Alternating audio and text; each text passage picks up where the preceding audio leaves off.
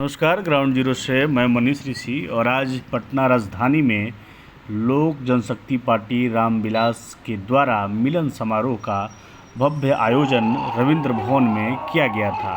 रविंद्र भवन के मिलन समारोह में कई राजनीतिक दलों के लोग शामिल हुए, जिसमें प्रमुख रूप से सुनील यादव, जो कि पटना पालीगंज विधानसभा से निर्दलीय प्रत्याशी रहे हैं, वो बड़ी संख्या में, लगभग हजारों की संख्या में समर्थकों के साथ लोक जनशक्ति पार्टी और चिराग पासवान के समक्ष पार्टी में शामिल हुए। मौके पर अरुण सिंह सहित पार्टी के तमाम वरिष्ठ नेता एवं कार्यकर्ता बड़ी संख्या में उपस्थित थे। चिराग पासवान जैसे ही कार्यक्रम स्थल पर प्रवेश किए, लोगों का अभिवादन किए, उसके बाद अपने पिता एवं पूर्व मंत्री रामविलास पासवान के चित्र पर पुष्प अर्पित कर नमस्कार करते हुए कार्यक्रम का शुभारंभ किए। कान, नाक एवं गला की समस्या से है परेशान तो डॉक्टर अभिषेक कुमार है बेहतर समाधान। ENT surgeon doctor Abhishek Kumar नई तकनीक से दे रहे हैं बेहतरीन सेवाएं। संपर्क करें दवाई वाला मेडिकल, डॉक्टर कौशल्या चौक से 10 मीटर पश्चिम, थावे रोड, गोपालगंज। साथ में अरुण कुमार और सुनील यादव सहित तमाम लोग भी पुष्प अर्पित किए रामविलास पासवान पूर्व मंत्री के तैलीय चित्र पर। और जैसे ही चिराग पासवान सभा को संबोधित करने के लिए भवन में उपस्थित युवाओं ने हमारा मुख्यमंत्री कैसा हो, चिराग पासवान जैसा हो, जैसे तमाम नारों से पूरा रविंद्र भवन गूंज रहा था। लोगों के हुजूम और लोगों के जोश को देखते हुए चिराग पासवान ने ये कहा कि अब हम किसी हॉल के लायक नहीं रहे, अब हमें सभा करने के लिए मैदान की आवश्यकता है। आगे से अब सभा मैदान में होगी।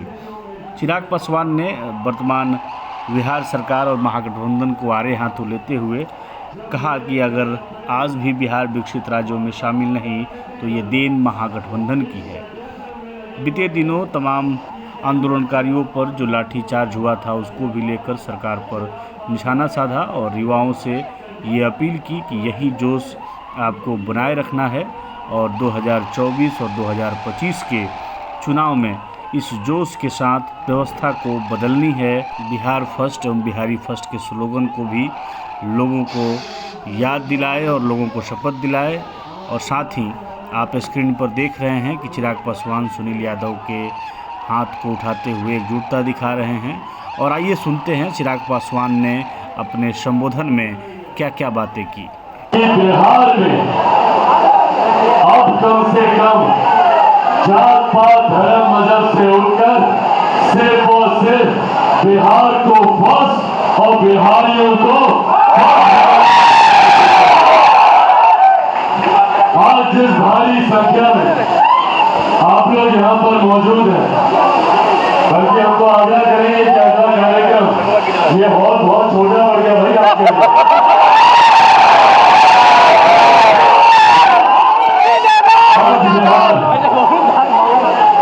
एक बदलाव की दहलीज पर है, जहां एक तरफ पिछले 33 साल का हम लोगों ने कुशासन का अनुभव किया, आज की तारीख में बिहार में जो महागठबंधन की सरकार है, पिछले 33 सालों से यही सरकार बिहार का नेतृत्व करती है।